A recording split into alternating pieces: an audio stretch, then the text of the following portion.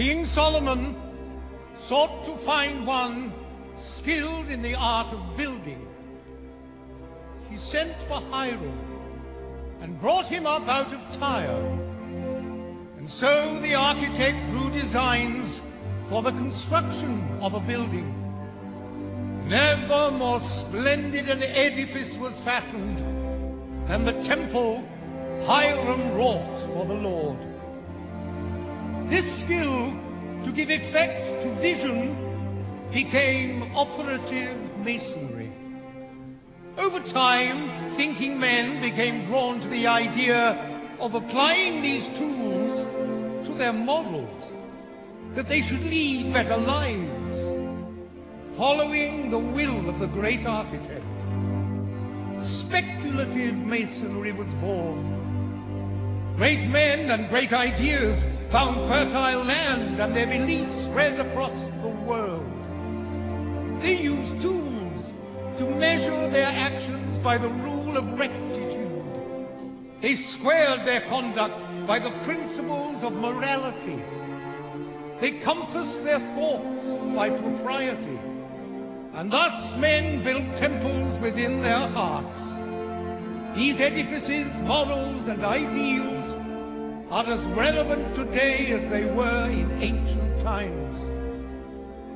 Let us resolve to keep them so.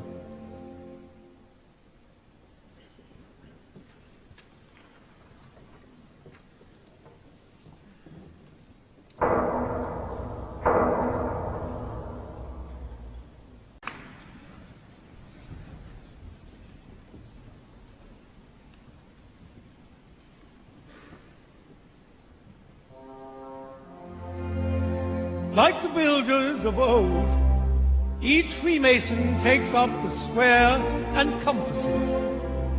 As he applies these tools to his morals and becomes more skilled in the craft, he progresses from entered apprentice to fellow craft, and finally master mason. In rich ceremonies of timeless drama, he is presented with centuries of wisdom on life's greatest questions, on birth, life, and death.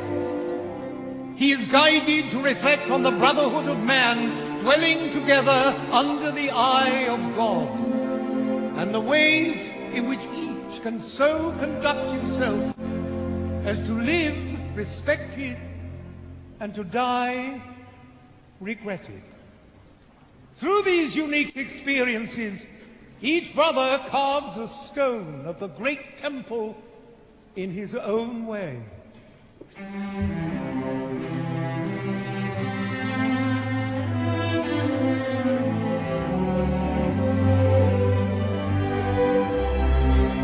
hold that to be self-evident, Brother Franklin. All men are created equal. Indeed, Brother Washington. All Freemasons meet as equals, and we have an opportunity to create a nation in the very essence of Masonic morality. With freedom and tolerance of all religions and moralities that no government can oppress. You know, I think it would be a great idea if we wore our Masonic regalia when we're putting in place the foundation stone for the Capitol building. Freedom of speech, too, and the press, the right to peaceful assembly, and...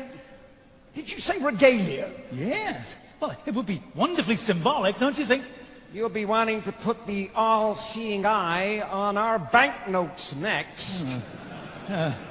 You think I'm taking it a bit far? Please don't ask me questions like that, Brother Franklin. You know I cannot tell a lie. Oh, come on, Brother Washington. Everybody lies occasionally, surely. Especially politicians. Not me. Not even so much as an alternative fact. We must all be aware of fake news.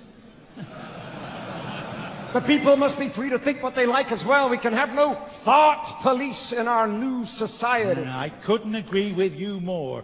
Without freedom of thought, there can be, no such thing as wisdom.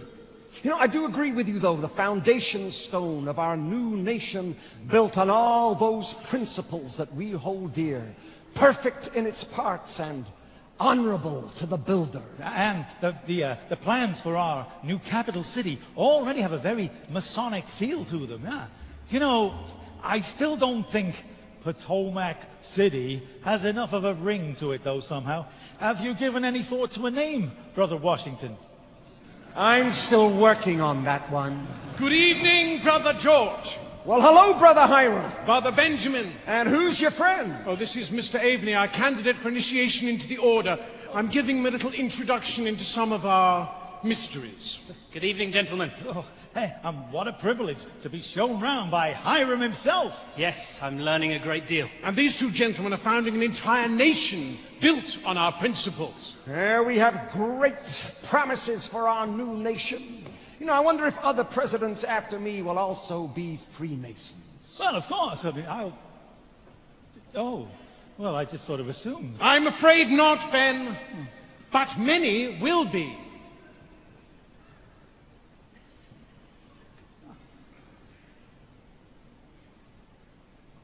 And Freemasonry will become embedded in the American culture.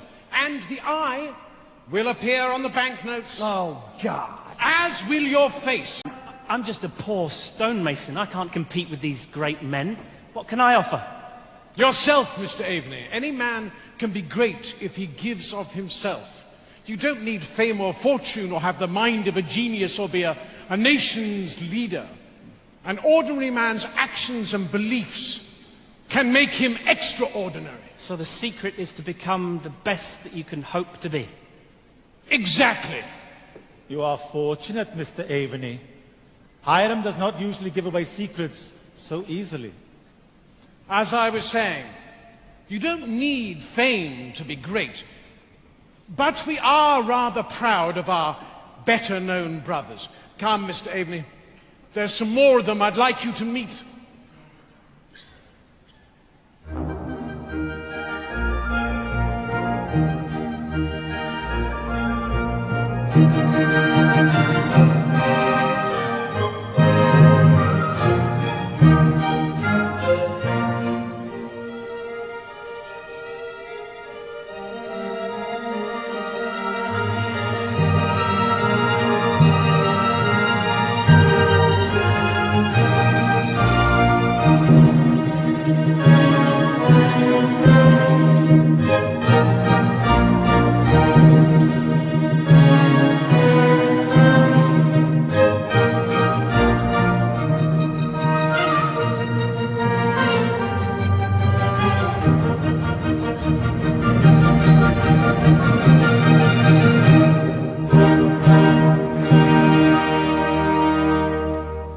Quite a list.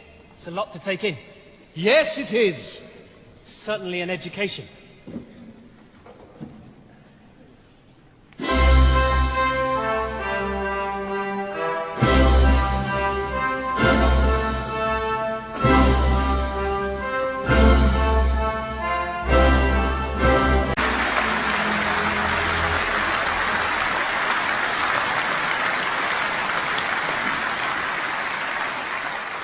Come, Mr. Aveney.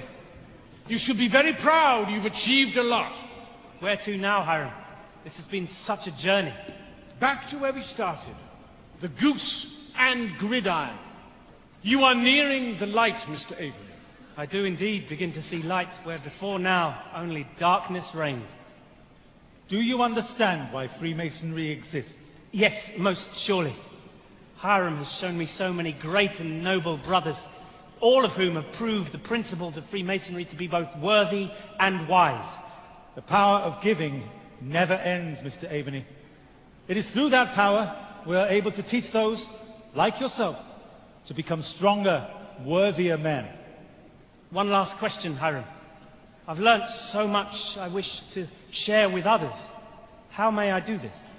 You have a reason to be, Mr. Aveney. A purpose in the world. Understanding that is the next step on the path to enlightenment. Now listen once more, and you will learn a great truth.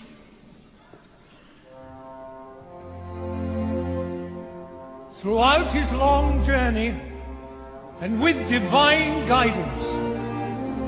The Freemason is offered ancient advice to take him on his path from darkness to light, to encourage him in his quest for knowledge and his desire to render himself more serviceable to his fellow creatures.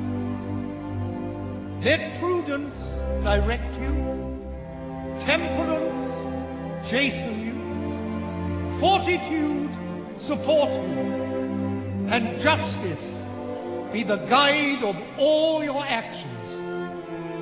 Be especially careful to maintain in their fullest splendor those truly Masonic ornaments, benevolence and charity.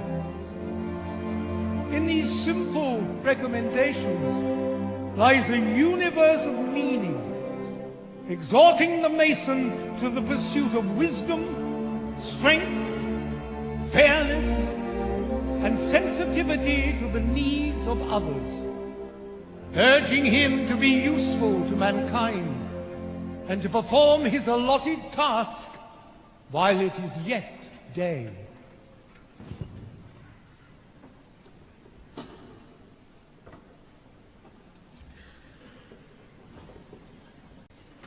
Are you ready?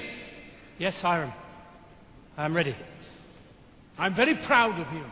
Thank you, Hiram, for everything, for showing me the light. I think you deserve a medal, Brother Hiram. Now tell these brethren all that you have learnt. That peace comes from within. And finding the good in the world is to see the beauty in nature that the great architect gives us. And enlightenment is to have faith in mankind and its abilities to create, to learn, to invent, and to further thinking.